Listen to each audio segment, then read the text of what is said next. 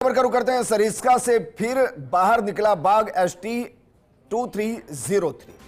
हरियाणा सीमा के नजदीक मुंडावर में 3-4 ग्रामीणों पर हमला किया, बुरी तरह घायल ग्रामीणों को नजदीक के अस्पताल में भर्ती करवाया गया।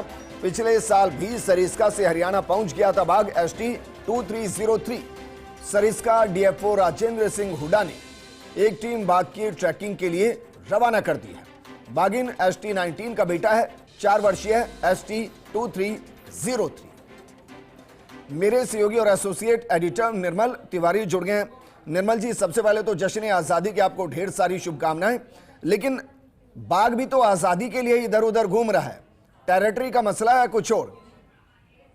बिल्कुल, देखिए विजेंद्र, सबसे पहले आपको भी और हमारे तमाम दर्शकों को स्वाधीनता दिवस की बहुत बहुत शुभकामनाएं। निश्चित तौर पर देखिए, जैसे जैसे आबादी बढ़ेगी तो टेरिटरी की जंग होती है और टेरिटरी की जंग में जो जीता वही सिकंदर और जो हारा उसको टेरिटरी छोड़नी पड़ती है।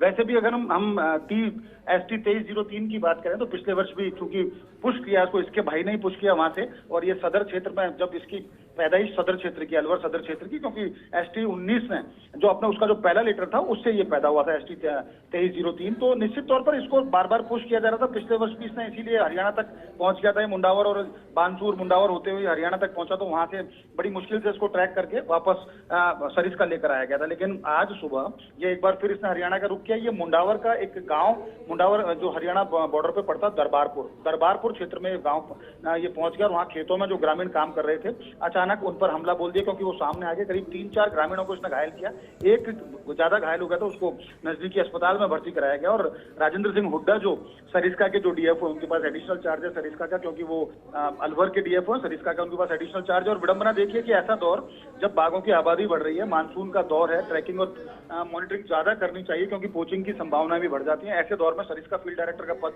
2 महीने से खाली पड़ा है। वहां फील्ड डायरेक्टर महेंद्र शर्मा दोबारा नहीं लौटे, ट्रेनिंग पे गए, उसके बाद दोबारा आए नहीं।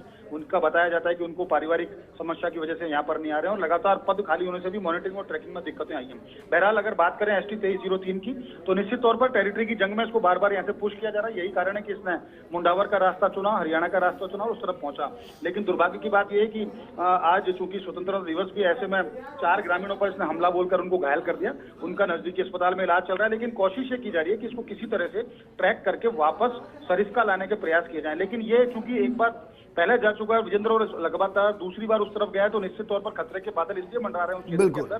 तो या तो इसको वहां से ट्रैंकुलाइज करके वापस लाके किसी नई टेरिटरी में छोड़ा जाए, या फिर इसके कोई व्यापक ऐसे इंतजाम किए जाए ताकि ये बार बार टेरिटरी की जंग में इसको वापस से खदेड़ करके कोई अगर दूसरा बाघ पुश करता है तो इस तरफ बाहर ना निकले, क्योंकि आबादी क्षेत्र में जाएगा तो निश्चित तौर पर लोगों को घायल करेगा, नुकसान करेगा। और हम 2-3 केस पहले देख चुके हैं। उस्ताद की बात करें, चीकू की बात करें, उसने भी मानव पर हमला बोला था और जिंदगी भर उसको फिर एनक्लोजर में काटनी पड़ी और आखिर उनकी मौत हो गई दोनों की। तो लेकिन निर्मल जी, भाई इस तरीके की समस्याएं तो हमेशा होती हैं।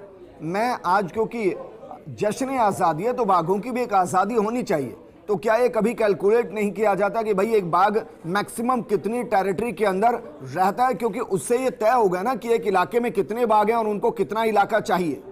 निश्चित तौर पर देखिए विजेंद्र, बहुत ही तकनीकी सवाल है आपका, और ये आप ही पूछ सकते थे क्योंकि आप लगातार वाइल्ड लाइफ को आप भी बहुत नजदीक से देख रहे हैं। देखिए, खास बात यह है कि जो इस समय तो केंद्र के अगर वन मंत्री की बात करो, राज्य के वन मंत्री दोनों ही अलवर से आते हैं, और ये सरिस्का का मामला है। और सरिस्का में पहली बार 43 पहुंच गई है बाघों की आबादी। तो निश्चित तौर पर जो एक टेरिटरी की जो जंग होती है आपस में बाघों में होगी, तो इसके लिए कोशिश ये की जा रही है कि नए एनक्लोजर्स बनाए जाएं, कोशिश ये की जा रही है कि बाघों को नए क्षेत्र, नए ग्रासलैंड विकसित किए जाएं। और सबसे बड़ी चुनौती है कि जब तक आप वन क्षेत्र के जो कोर क्षेत्र है उससे आप गांवों का विस्थापन नहीं करोगे, तब तक बाघ स्ट्रेस में भी रहेगा, आबादी क्षेत्र में भी जाएगा और अपनी जगह को छोड़कर बाहर भी निकलेगा। तो कोशिश ये की जानी चाहिए कि सरिस्का, जैसे हम सरिस्का में घुसते हैं, हमको हरिपुरा गांव में एक भैंस चराता हुआ ग्रामीण आपको दिखाई दे जाता है, तो निश्चित तौर पर एक बदनुमा दाग की तरह है। और बाघ ही नहीं, कंप्लीट जो वन्य जीव है उनके लिए ये स्थिति खतरा है। तो कोशिश ये की जानी चाहिए कि गांव का जल्दी से जल्दी विस्थापन। और चूंकि माना यह जा रहा है कि 2024 के अंत तक सरिस्का में बाघों की संख्या 50 हो सकती है, तो बाघों की संख्या जैसे जैसे बढ़ेगी, आबादी क्षेत्र में निकलेंगे तो आबादी को भी खतरा होगा, वन्य जीवों को खतरा होगा, बाघों को भी खतरा होगा। ठीक है निर्मल जी, शुक्रिया। इनके लिए नए ग्रासलैंड विकसित किए जाए। ठीक है निर्मल जी, शुक्रिया तमाम जानकारी हमारे साथ साझा करने।